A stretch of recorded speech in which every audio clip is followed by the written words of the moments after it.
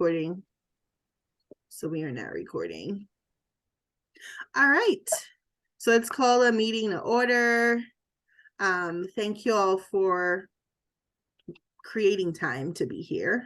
I'm going to explain the voting rules and the regulations. So basically, to vote, you just have to be either a PAC coordinator, PAC school rep, PAC officer, I believe. I should probably check that. Let me just check that. I hate this. Let's see. Okay, so yeah, so PAC officer, cluster coordinator, or school rep. So is everyone on the line here one of those? Yep. Yeah, okay. All right, I see Derek just logged on.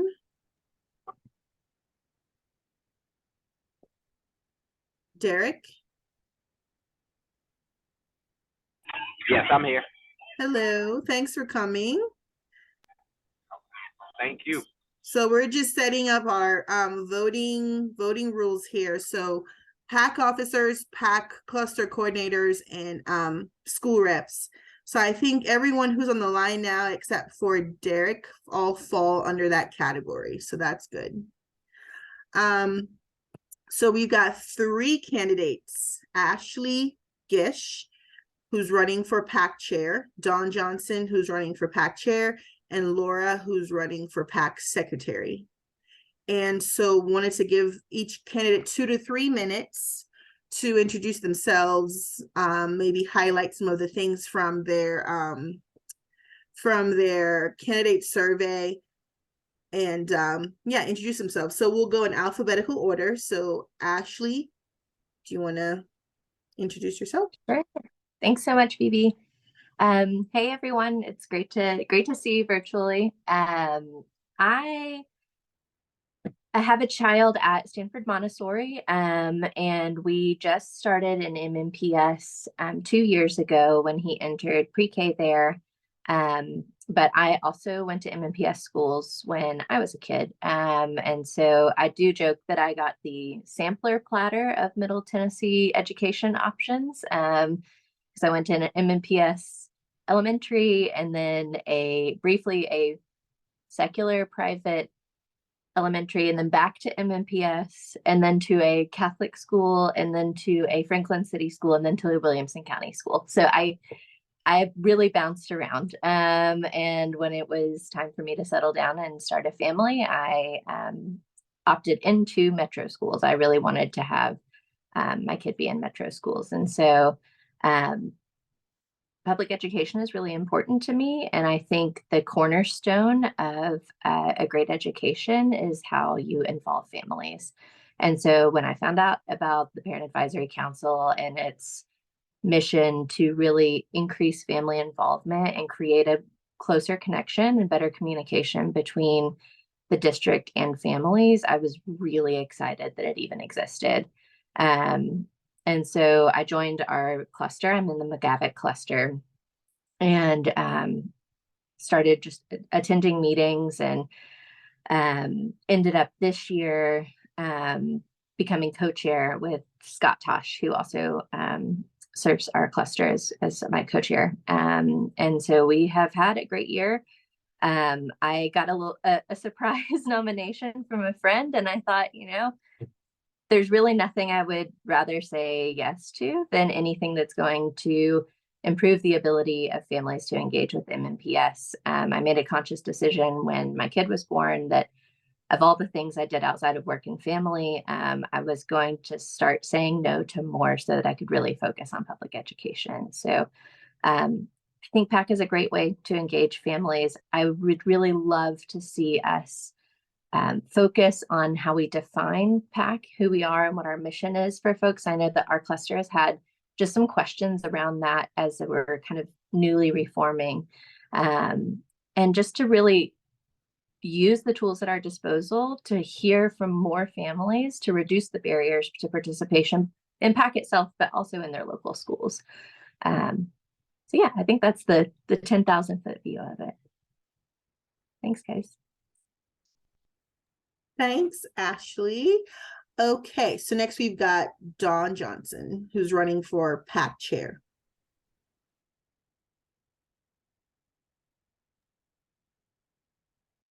All right, thank you.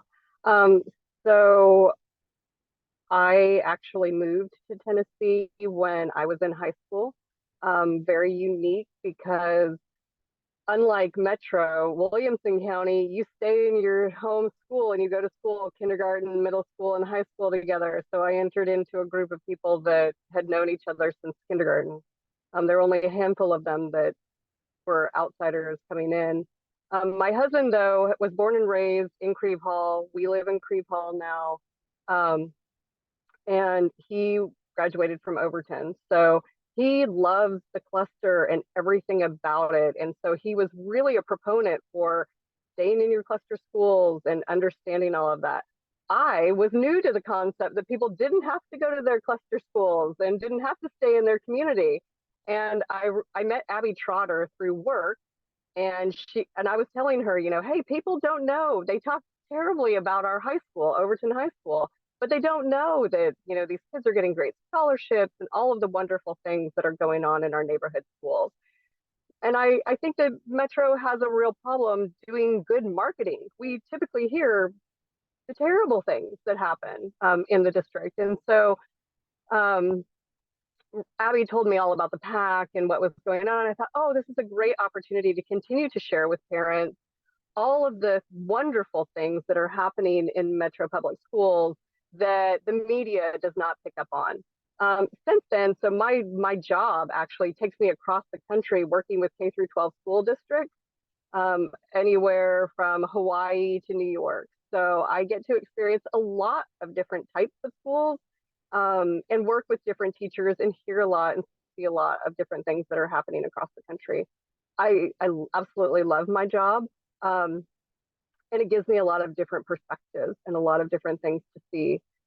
I have worked with our cluster since 2018, and then I took on the role of chairperson for our cluster shortly thereafter. And in 2020, I got to join the district PAC with BB as a co-secretary. So I was co-secretary and then vice chair / co-chair, while BB was, you know, working really hard with the district to plan different meetings, take us through different departments, and really kind of engage from the district level. If you saw any of the work that we did last year, I was the mask person who got to have the opportunity to kind of facilitate and interview the different department heads that were kind of sharing information with parents. I think as I kind of look towards the vision of what's yet to come is really being able to connect our clusters now that we've started to get more cluster representation and kind of build out that cluster group, is be able to connect those parents to one another. I know when we were at the May meeting, that was one of the things that really came up from a parent who doesn't have a PTO, is how do you stay engaged? How do you learn from other people? And so really kind of creating that network of parents, I think is kind of one of the areas that I really want to focus in on. And then continue to kind of rework our bylaws so that the future leaders of the PAC and the future families that continue on this work will have a good basis to go from in working with MMPS. Okay, thanks, Dawn. All right, now we've got Laura Shipp, who is running for PAC Secretary. Hi, unlike these two, I am not from Tennessee. I moved here from Mississippi, went to school all through my school in a very small town. So like Dawn, I also am not used to this, not going to your zone school. We literally had one school, one elementary, one middle, and one high school, and everybody went to that. And I think that's one of the things that's difficult about MNPS, is because there are so many different choices and so many different schools, even at several different clusters. I think for parents, it can get confusing. So My son is about to start middle school at Croft. We were at Norman Binkley, K-5. I was part of the Overton PAC before we even had a district PAC. I think that was the only PAC, cluster PAC, that stayed together from the previous iteration of the MNPS PAC. And so I started meeting with Overton PAC, I think his kindergarten year, like 2017, and have not been in a leadership on PAC, but have been involved. I was PTA president of my son's school for 3 years and then vice president for 2, hence not really being in the leadership position on PAC because I was doing that. But what I would like to see with PAC is just helping make this process less confusing for parents. I think with MNPS being so big, there are so many things, not just about clusters, but just in general, that parents don't know. And I feel like when you have parents who are more informed, then everything works better. Like your teachers can do better jobs. Your students are going to learn better when the parents know what's going on. So that's kind of what I want to see with PAC, is just helping our parents stay informed just with what's happening with MNPS. Okay, thank you so much. Okay, so now for everybody else, all 3 of us, 4 of us, it's now our turn to ask questions. So if you didn't get a chance to look at the candidate survey online, I've posted the PAC website link. So if you click on that link in the chat, it'll take you to our website. And if you scroll down, you'll see our 3 candidates. I'm very proud of myself because I did this on the website. So you'll have to suffer through this because I worked hard. Click on the link and you'll be able to open their survey and take a look at that. And then we're going to spend, I had 10 minutes on here, but maybe we'll do more like 5 minutes asking questions. And Derek, even though you can't vote, you can ask questions. So just like regular election, even if you're not a US citizen, you can still ask the candidates questions. So we'll use that same format. So when you're ready to ask a question, you just put your hand up, or you just turn on, unmute yourself, maybe even turn your camera on and say the candidate's name you want to ask a question, and we'll go from there.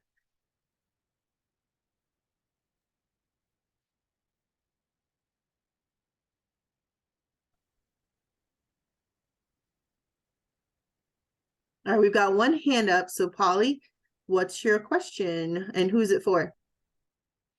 This is for the 2 running for chair, and for both of them, because I believe that for me and others, the defining of PAC, what our mission is, what exactly we do, how we differentiate ourselves from things like PTOs and other support, how we define that, I think, is really important. So I would want to know, in your sort of 30-second elevator speech, and you met somebody new, a new parent, how would you define what PAC is? So we'll do alphabetical. So Asley and then Dawn.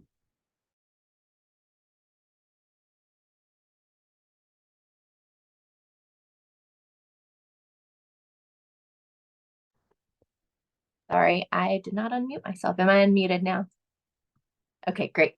So I think I would describe it primarily as a liaison body to the district. So it's really an opportunity for parents to have that direct line to the district. I know that a lot of parents, one of their primary concerns that I hear from a lot of the parents in our cluster, at least, is communication from their local school, from the district, that confusion that comes from the process. And I think that the PAC serves as a way to both elevate concerns, questions, confusion from families, and also to receive information, to distill it and disseminate it from the district.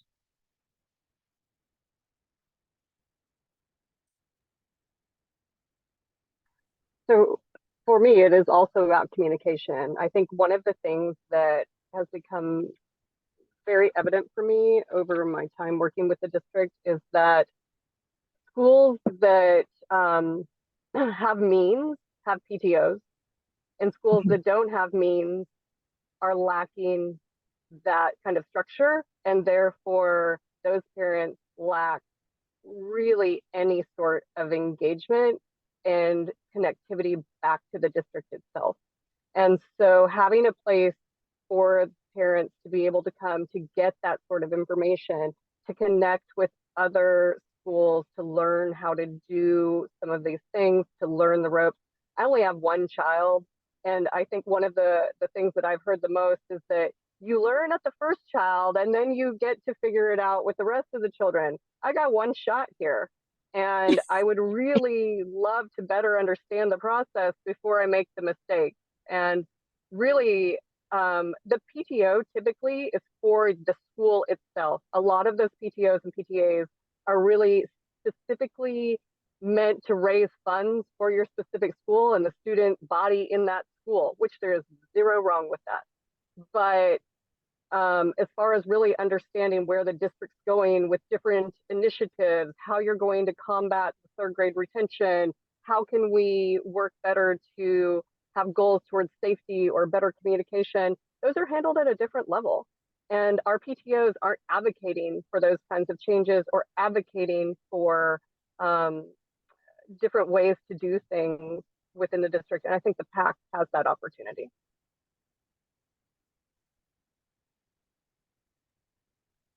Holly, do you have a follow-up or are you good to go?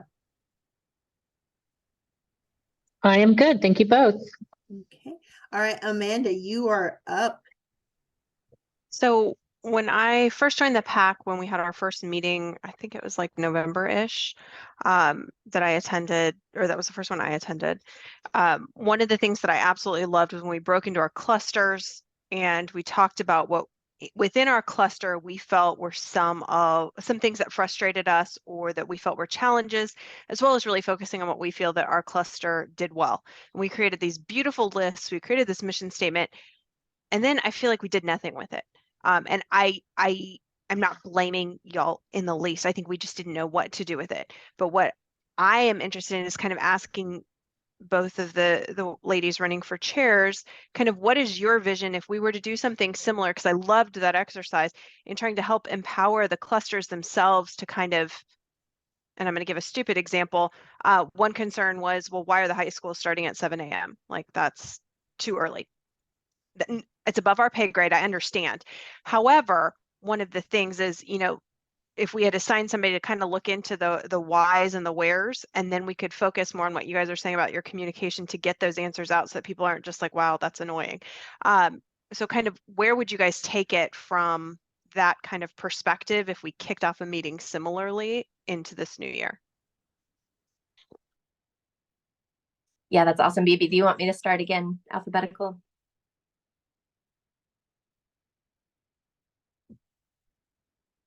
All right, I'll take that. Yeah, I think that's a great question.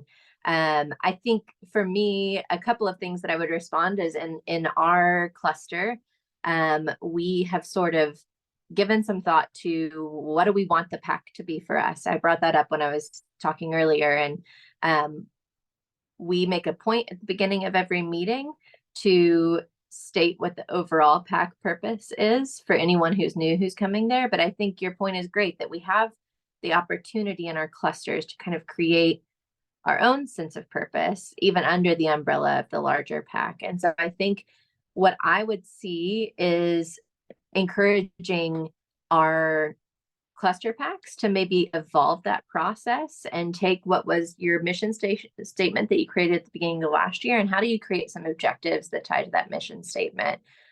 Something that we're looking at in our cluster PAC, which Derek well knows, because I'll give him a little shout out that he is our events coordinator for our cluster, is that we are looking at potentially doing a back to school bash in our cluster to kick off this next school year. It's not something that has ever happened in our community in the Donaldson, Hermitage, Old Hickory area. And so it made sense to say, this is a great opportunity to help parents connect with the district really early in the school year before it even starts, and to create that opportunity to learn more, and like Dawn said, answer some of your questions before you have to get it wrong and learn the hard way. And so I think it looks like that, like big and small actions, but keeping that mission kind of at the forefront, and learning to tie some objectives directly to that, I think would be what makes sense for moving forward. Yes, I have equally been upset that we had zero movement on some of the areas that were brought to Metro's attention. I think, one of the areas that we've been able to address at least one of them, which was safety, which was only preceded by the March 27th Covenant shooting, which then Metro decided that they really wanted to focus on. I think the purpose of that was really to bring that to the schools, the administration's attention, to see how they could address a lot of those issues.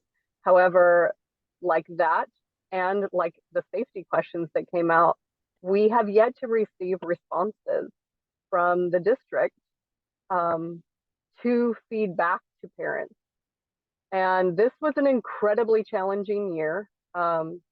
I think from my perspective, what came out of it was the fact that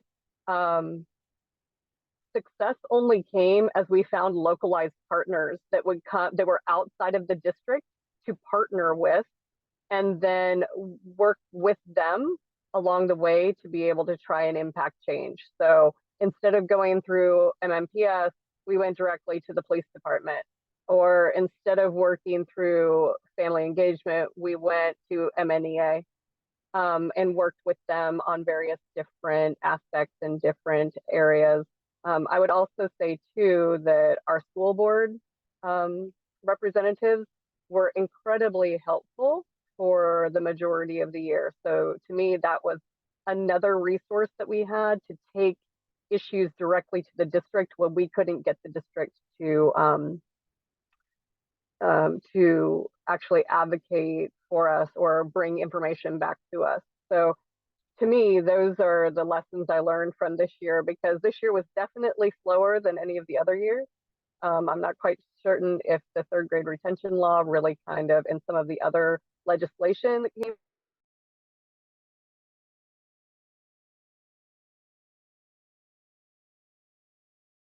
Dawn, you just flashed and then went muted. Oh, sorry.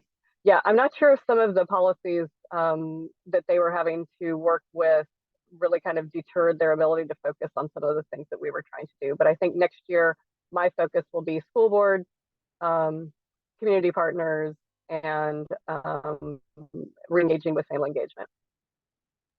So I promise we'll get to vote eventually today, but I've got one person who would like to ask a question. That's Melanie Hawkins. Melanie, can you unmute yourself and ask away? Did I do it? Did I unmute? Yes, you did. Welcome. Yay, I did it. Okay, so this year, it felt like MNPS grew increasingly antagonistic to the PAC as the year went on, and as the PAC didn't necessarily go along with their playbook, I guess. And so my question is, I don't believe there is a mission statement for the PAC, or if there is, I'm not aware of it. But what do you believe is the purpose of the PAC, and how can we effectively push back and still be able to have a relationship with MNPS?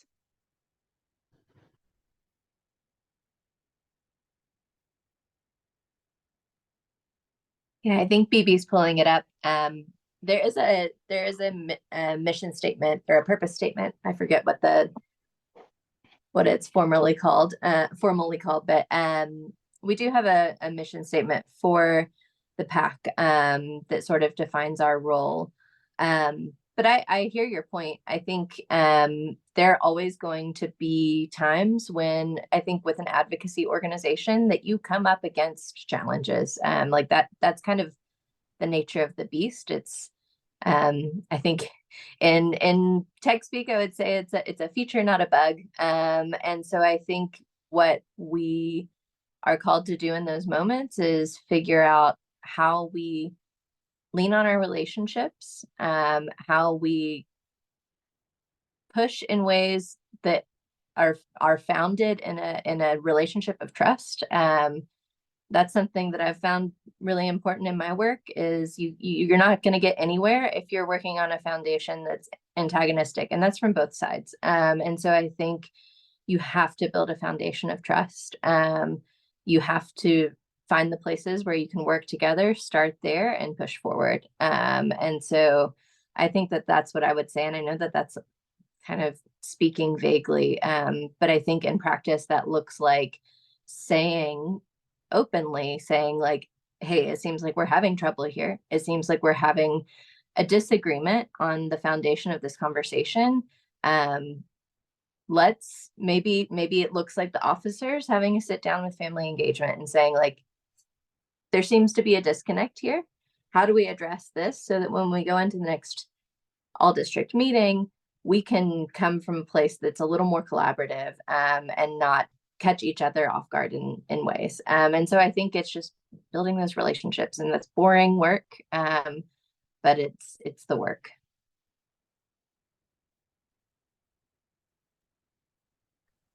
I couldn't agree more, Ashley. I think, when I had to respond to the 3 questions that were provided for our questionnaire, I kind of addressed some of this in there, in not so specific terms of that they have just kind of, we've been disenfranchised from the group.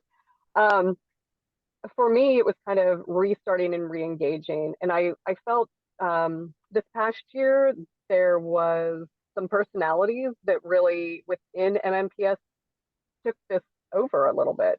There was a lot of ownership within MMPS, which kind of then forgot about the fact that this is a parent and family group. And they really kind of trudged forward without us and without any advisory. So I think my piece when we kind of refocus, restart, and re-engage was to have clear definition of our roles and the expectations within those roles. Because some of that was unclear this year, and in not having clear expectations and clear role, people took on different ideas. I think my other idea was to really find out if family engagement is still the right place for us to be engaged. Family engagement has taken on some really different, they're our liaison into the district. They have had a lot of change. A lot of new people are running family engagement now. And I think it's a good opportunity for us to come back and say, is this still the right place for us to be? Or is there another department and another liaison into the district that is better suited to support the families? So Laura, I don't know if you wanted to add anything to that. I don't think Melanie limited it to just the PAC chair. So if you want to add, feel free. I mean, I really disagree with what both of them are saying. Just being witness to some of what happened with family engagement last year, and hopefully moving forward, we can figure out new points of contact and also put the control back in the parents' hands, since we are the parent advisory council, as opposed to MNPS employees.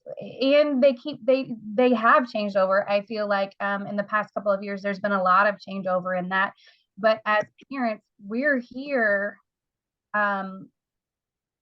for a lot of us, the whole term of our kids, 13 years, some of us longer when we have kids who are more spread out. So I feel like the parents are more committed to the cause versus it just being a job for some. I'm not saying all MNPS employees, it's just a job, but for some of them, for sure. Okay, so Amanda, I didn't get a chance to ask earlier if you felt like your questions were addressed, and Melanie, same. Are both of you good to go with your questions and the answers? I'm good. Okay, so with that, we're gonna move on to our next item where we're gonna vote. So earlier, when we came online, we were like, okay, we've got 3 positions and 3 people. So do we want to make this easy for ourselves? And so Ashley can go to sleep because it's 1 a.m. where she is. Well, 1:30 now. So we've got PAC chair, there's a vice chair, a PAC vice chair, and there's a secretary. So I'm just gonna, I don't know if this is the right thing to do, but I'm just gonna say Ashley and Dawn. Do you guys want to talk amongst yourselves to see if you want to May split? I make a motion? May I make a motion to alter my nomination to be vice chair in recognition that Dawn has had a officer position already on the district level PAC, and I think that her experience and her knowledge of the working bylaws at the district level, it makes sense to have her in a chair position. And I'm I gonna would go by who's traveled to serve. furthest. Who's traveling Yeah, no kidding. furthest? Are you in Paris, Ashley? I was like Hawaii and Congo. Let's see who had the most flights. I have no Oh. idea what the difference is. Yeah, so if we wanted to do that, then that would make it quite straightforward because everybody would just walk into the position. I'll second her motion if we need a second. I mean, do we need to vote on the motion? I don't know what our bylaws are. Since some Oh, of us came here to vote, I think we should at least get to vote on that. So Amanda, Polly, Melanie, and I didn't realize Derek was a parent, a school rep. I thought he was coming in as an MNPS rep. So we all can vote. So just by raising our hand or thumbs up, are we all okay with these 3 folks just walking right into the positions? Polly? Derek? Sorry, yes, sure. Yes. Okay. Derek, are you a yes or a no? All we see is, oh, yep. Okay. Melanie Yes. and Bethina, we've got your support.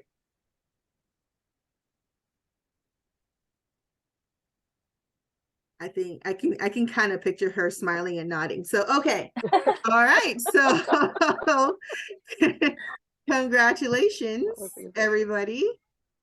So we now have our PAC officers who will serve for 1 school year. So that starts right now. And with that, I bid you goodbye. No, I'm joking. So that starts that starts right now. So for announcements, I know that one of the big things we were all talking about was making sure we try to meet up this summer to start the transition. We don't have a set time. I will leave it to the new PAC officers to decide the schedule. I'm here to support for at least 3 months or more, or until you guys get tired of me. I am here. I think those are all the announcements that I have. Everything else I'll just share with the PAC officers afterwards. So statements from the candidates. We're gonna start with Laura, just 1 minute, 1 minute. I didn't really think about making a statement, but thank you guys for electing me in this unopposed position of secretary. I do just want to be there to be whatever support Dawn and Ashley need. So whatever you guys need, let me know and I'll try to do my best. Oops. All right, Dawn, you're up. I am elated to be able and honored to be able to continue to do this amazing work that we have been doing for many, many years. And I'm super excited to have a new group of committed people that are going to continue to do this work long after my daughter has graduated. So she's only in 7th grade right now, so I got a little while. But I'm super excited, and I really appreciate Asley. Really and truthfully, will end up being co-chairs more than anything, because you know, obviously you travel, I travel for work as well. So so get ready. But I'm excited. And the big thing I want to do this summer is to get the schedule with MNPS done during the summer, so we're not planning the weeks, you know, 2 weeks before. So I'm a planner. It's a real bad detail plan. So have fun. Thank you, Dawn. All right, Asley. Awesome. I mean, I just mirror the excitement. I am really just grateful to have this community of folks who are passionate and engaged about family involvement and supporting our schools. And so I couldn't be more pleased. And I think that this meeting will likely be a reflection of the level of kind of collaboration and communication that we'll have this year. I hope it'll be a space where everyone feels like we can come and speak easily among each other and kind of make solutions together, even on the fly, like we did tonight. So I'm looking forward to it.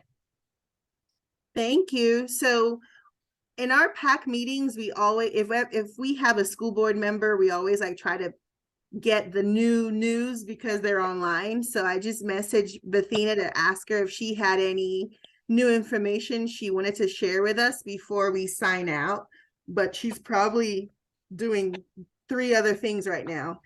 So she may not. Oh, okay, she's off mute. Bethina. Yeah, hey everyone, congratulations on the new positions. Look forward to working and collaborating with you guys as we go into the new school year. I don't have any new information that you guys probably don't already know. And I'm in the midst of driving, so I apologize that I'm not on screen. And I just wish everybody well. I'm excited and look forward to what the year brings. Thank you. Okay, guys, so that's meeting adjourned. I'm going to stop recording.